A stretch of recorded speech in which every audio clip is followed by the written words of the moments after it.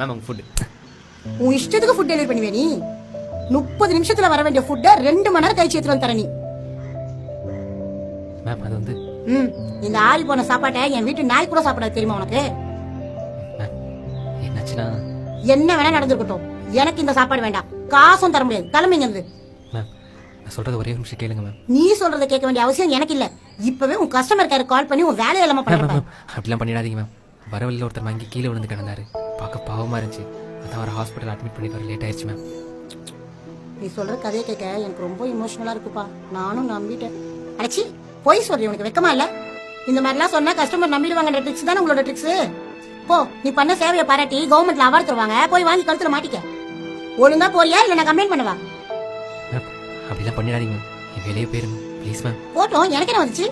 Ma'am food மட்டும் வாங்கிக்கோங்க ma'am. இங்க பாரு, திருப்பி என்ன டென்ஷன் பண்ணாத. ஒழுங்கு மரியாதை இருந்து போயிடு. ஃபுட்டு மட்டும் வாங்கிக்கோங்க மேம் ப்ளீஸ் மேம். நீ சரிப்பட மாட்டேன், நான் கம்ப்ளைண்ட் மேம் பண்றேன். மேம் நான் போயிடுறேன் மேம்.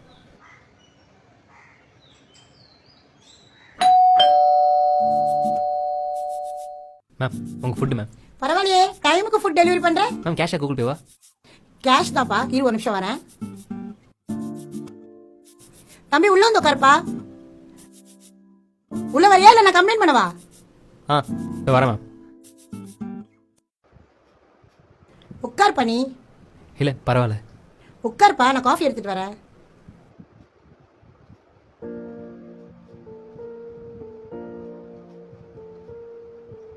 தம்பி காஃபி சாப்பிடுங்க.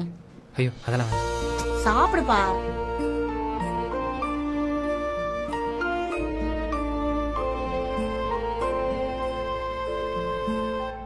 அன்னைக்கு நீ வந்துட்டு போனதுக்கு அப்புறம் என்னாச்சுன்னா,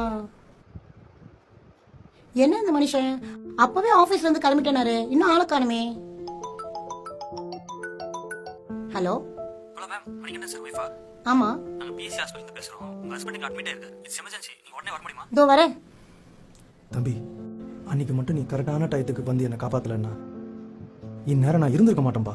ஐயோ அதெல்லாம் ஒன்றும் இல்லை சார். இப்போ நீங்கள் நல்லா இருக்கீங்களே, அது போதும். ரொம்ப தேங்க்ஸ் தம்பி. என்ன நினைச்சா எனக்கே ரொம்ப அசிங்கமா இருக்கு. நீ பண்ண சேவையை பாராட்டி உனக்கு என்ன அவார்டா தர போறாங்கன்னு அன்னைக்கு நான் உன்னை ரொம்ப தப்பா பேசிட்டேன். ஆனா நீ என் புருஷன் உயிரையே எனக்கு காப்பாத்தி கொடுத்துருக்க. அதெல்லாம் ஒன்றும் இல்லைம்மா. உதவி செய்கிறவங்க யாரும் அவார்ட் தருவாங்க எக்ஸ்பெக்ட் பண்ணிலாம் பண்ணுறதில்ல. இப்போ அவர் நல்லா இருக்காரு, நீங்களும் சந்தோஷமாக இருக்கீங்க, அது எனக்கு போதுமா? உனக்கு என்ன வேணும்பா கேளு. அது 5 ஸ்டார் ரேட்டிங் மட்டும் போட்டுருங்க, அது போதும். நான் வரேன். இந்தாங்கம்மா, நான் போயிட்டு வரேன்.